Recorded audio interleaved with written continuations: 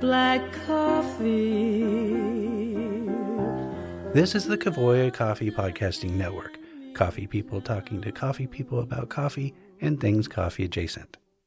This episode of Coffee Memo is brought to you by Kavoya Specialty Coffee, where coffee is always a collaborative voyage. Up on the roof. Up on the roof. Hey everybody, I'm interrupting our regularly scheduled programming to deliver an invitation and an invitation within an invitation. If you're attending the World of Coffee event in San Diego, April 10th through 12th, you're invited to a party hosted by Kavoya and Roast Magazine, Friday night, April 10th, in the Gaslamp District, at the Rustic Root Restaurant beginning at 6. And now that we've got you at the party, you're invited up to the roof, where we will be recording podcast episodes live and in color, beginning at 7. Hosted by Mark Inman and Todd Mackey, and special guest Rob Stephen as Master of Ceremonies. That's 2 invitations for the price of 1, so join us Friday, April 10th for food and drinks at the Rustic Root, 535 5th Avenue in San Diego, beginning at 6, and then join us up on the roof as we record podcast episodes live, beginning at 7. Did I mention there's a bar on the roof? It's not just a roof. Welcome to Coffee Memo with Rob Stephen, a podcast where we talk about coffee industry news and current affairs. This is episode 16, and the topic is fertilizer. While I assume we all know where fertilizer comes from, originally, do we all know how it gets where it needs to go? Turns out it travels through troubled waters. So, Rob, I have to admit that when you suggested we do an episode on fertilizer, I was like, I got nothing. I got nothing. And unfortunately, you filled me in. And all I can think of is that I think the concept of unintended consequences was probably invented to talk about war. Yes. Well, it's my favorite Mike Tyson quote is, everyone has a plan until they get punched in the face. So I wanted to bring this to everyone's attention because there's been a lot of good vibes, at least in the coffee world, about prices coming down and market being less volatile and sort of moving in a more predictable fashion. When things are predictable, everyone can plan their businesses better. The market moves up, it moves down. Depending on which side of it you're on, you might be in the benefit or being hurt by it. But either way, some predictability at least allows us to plan, right? Yeah. And we spend a lot of time on these episodes talking about more immediate things that are happening. Even with tariffs, it's like tariffs are happening and prices are going up. Yeah. I want to talk about something that's a lot more long-term, but the cause of what might be a long-term impact is happening right now. So fertilizer is not a really interesting subject, right? We made a joke this morning. We spent a lot of time talking about crap. Here we are, right? So it turns out, and I was turned on to this by a couple of my news sources, and then I started reading it a lot more closely, and I got kind of scared. So I thought I would dispel any fear that anyone is not making the fear go away, but at least put some context around it, right? So coffee is a heavily fertilized product, just straight up. Whether it's organic or not, you still need to fertilize it. It's just using organic fertilizers, right? Coffee is a very sort of hungry plant. It has a shallow root system. One of the things that used to happen was back in the 70s when the USAID told all the farmers to plant in full sun, they had to use heavy pesticide and fertilizer applications because the plants were eating themselves. Right. They sort of work really fast to make lots and lots of coffee seeds, and as a result, they need a lot of inputs. Right. So if coffee does not have the fertilizer that it needs, it won't necessarily die, but it will A, produce less, B, produce lower quality, and C, have long-term sort of stunted growth kind of things that you can't fix by reapplying it later, right? It's sort of like malnutrition, right? If you don't feed kids, there's a certain point where you can't undo the damage, right? So it's exactly the same thing with plants. Why is that coming up now? It turns out that we don't just have a choke point for oil in the Middle East. We also have one for fertilizer. Yeah, I was surprised. Yeah. So and it's actually ironic because the other major source of fertilizer is in Ukraine, which is another place that isn't really in great spot, right? Yeah. So and then you have China, you have Morocco, but there's sort of like places where either the supply is held by people who need it or should be exported, but that place is in trouble, right? So 1/3 of all seaborne fertilizer comes through the Strait of Hormuz. Wow. We're talking about urea, which has gone from $400 a metric ton in the last month to $700 a metric ton, which is a crazy price increase. Nitrogen and ammonia-based fertilizers have gone 20 to 50% spikes. That you're already seeing that now in downstream pricing and at the shelf for things that are fertilized, because it's just like most of us price on replacement. They're pricing on the fact that, if you want to have this crop, we need to pay for it now. Go one level down, and coffee-specific fertilizers are sulfur-based, right? So there's monoammonium phosphate, or MAP, and diammonium phosphate, which is DAP. And those are used for root development, for uniformity of flowering, right? If you're going to pick, you want to sort of pick when everything's as ripe together as possible and not have to keep going over the same tree. So fertilizer helps. You have node development, so more cherries per branch. You have bean size and density. A stronger tree produces more dense and bigger beans. And then you have just the long-term productivity, like we talked about, where it's the health of the actual tree itself and not the seeds. Coffee uses all those things. 44% of all sulfur comes through the strait. Man. Right. So right now that's completely choked off. It is for every coffee origin that has just finished harvest and is getting ready to start putting on fertilizer for the next crop, or is about to use it for immediate picking. They're either not getting it or the prices have doubled.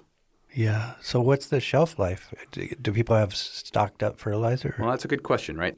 So, for example, Brazil imports 85% of its fertilizer. And it's a big agricultural nation, so it doesn't just use it for coffee. But 85% of the fertilizer used in Brazil is imported, right? And so you have a sort of a narrow window to put this stuff on. If you put it on after the fact, it doesn't really help.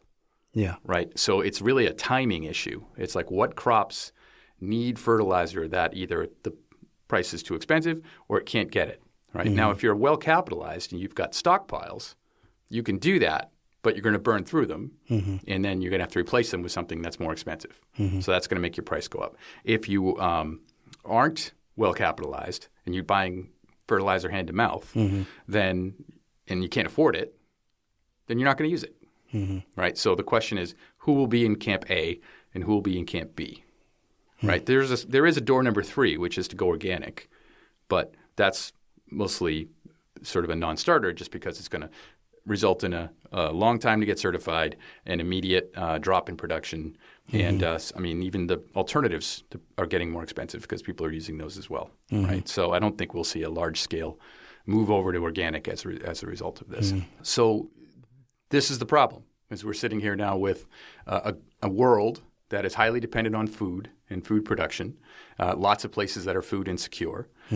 We have a large percentage of the fertilizer needed to make our food stuck on the wrong side of a war. And as it relates to coffee, we've got crops that are going to need this fertilizer in the next 2 to 4 months.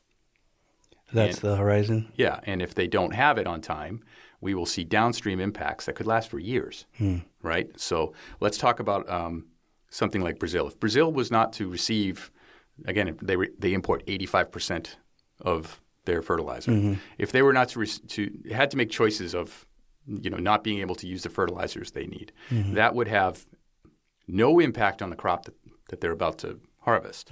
But you would see downstream impacts in the 27-28 and 28-29 crop that otherwise would not happen, right? So it's sort of like the equivalent of a big weather event or a frost, that kind of thing. But it's just a slow thing that rolls out inconsistently from here to there. The other things that you would see is, in general, lower yields, but also rising premiums because everyone's trying to pay for the new inputs, less consistency. In a region, you'll have this farmer who was able to use fertilizer, and this farmer who was not able to use fertilizer. So now we're sort of in a place that was producing really consistent coffee. Yeah. Now you're sort of getting a little bit of this and a little bit of that. And then just general, tighter supply, right? Plus the people who sort of anytime you have something like this, there's always people who just decide to get off the ride. Mm-hmm. I've had enough. I don't want to do coffee anymore. Do I have an answer? No, I don't know what the what the war is going to do and when it's going to stop and when ships will start moving again. And even if they do, how long will it take to fill the pipeline? Yeah. It's a good reminder that the business that we're in is ultimately that of an agricultural product. Mm-hmm.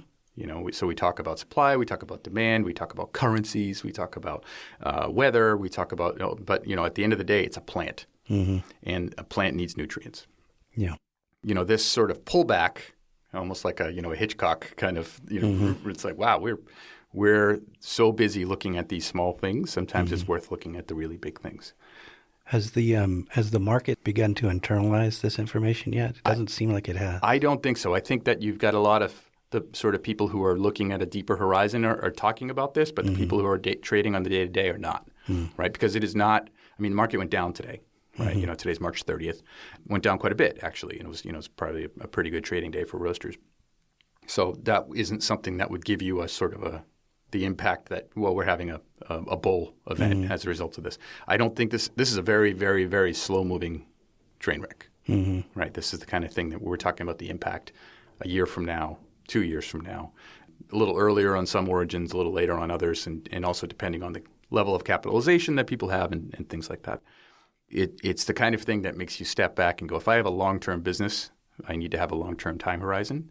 So how would I run my business if I have a piece of information that says coffee in 27 and 28 might be less supply, less consistent, higher prices? Yeah, it's a double whammy with the higher prices and lower quality. Yeah. First piece of information, right? We've got plenty of time to see other shoes drop. This war could end tomorrow. Yeah. But it could also drag on for 6 months. And I think that you're going to hear more and more about food security and more about the pressure on coming from certain countries to get these fertilizers moving. There's talk about creating a strategic fertilizer reserve, like the strategic oil reserve in the U.S. It's a big deal. It's the kind of thing where if you don't know where your food comes from and how it, this is sort of just what, right? But, anyone who's a farmer or anyone even who has a garden is going to be just like, yeah, I get it, right? Yeah. And so we're talking about just on a huge, large scale. My big learning was that how much of the world's necessary nutrients to create food come from the same place as the oil does and is blocked behind the same geography. Yeah. That seems like a lot of sort of concentrated risk in an area that has a lot of conflict. Yeah. They aren't places to be risky. They're risky enough as is. Yeah. And we're coming to an end here, but this seems like one of those topics that we'll need to touch base on, sort of on checking in on fertilizer, probably on a regular basis. Yeah. It's not the kind of thing that I think is going to make any trader change their 26 crop forecast. It's not going to sort of change how you do your sort of fixation strategy in the short term. But I think it's the kind of thing where if you're planning your business, this needs to be one of those variables you put in your notepad. Yeah. Like what if, right? Keep an eye on it. And like you said, we'll keep talking. Okay. I have this odd feeling like I don't want to say thank you this time. Then don't. People usually don't thank me. That's fine. Seriously, though. Thanks, Rob. Take care, Mike.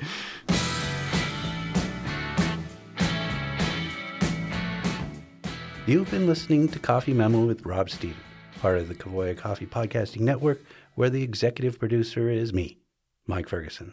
Our theme music for Coffee Memo is Jealous Dogs by The Pretenders. If you know, you know. If you don't know, ask. One more reminder to join us in San Diego on Friday night, April 10th, for a party hosted by Kavoya and Roast Magazine at the Rustic Root Restaurant, where we will be recording podcast episodes live up on the roof, where there's a bar. It's not just a roof. Party starts at 6, and we can't wait to see you. Black coffee. If you've enjoyed this or any show on the Kavoya Coffee Podcasting Network, please do all the things. Like, rate, subscribe, follow, tell your friends. Right now, I'll wait.